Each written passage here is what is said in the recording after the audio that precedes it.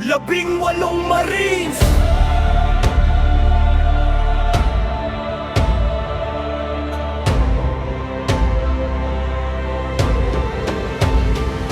Sa bansang sinilangan kami unang tumindig, sa unos at putukan buhay namin ang kapalit.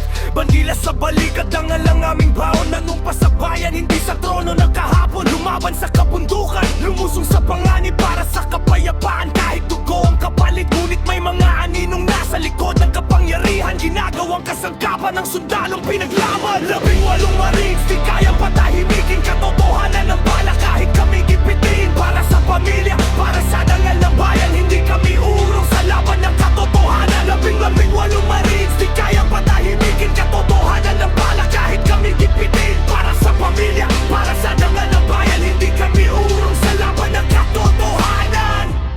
May mga sako ng lihim, may mga kwentong nakatago, mga usap-usapang pera na palihim na tumatakbo. Mga makapangyarihan, mga hari ng sistema, habang ang tarumbayan ay naghihigpit ng sinturon sa mesa. Hindi namin nasikmura ang mga utos na mali. Konsensya ang gumising sa mga matang nakapikit dati.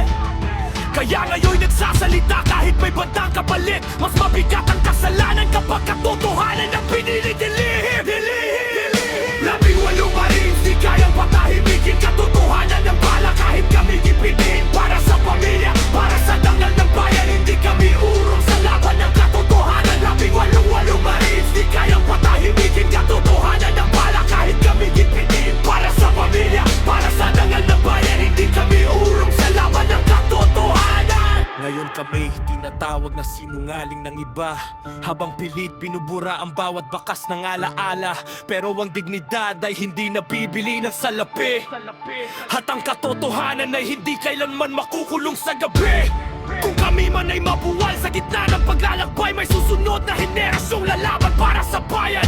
Dahil ang tunay na sundalo ay hindi alipin ng korupsyon, kundi bantayin ng hustisya laban sa bulok na impluwensyon. Hindi ito kwento ng paghihigante o kapangyarihan. Ito'y kwento ng mga tao piniling manindigan. 18 Marines, dala ang dangal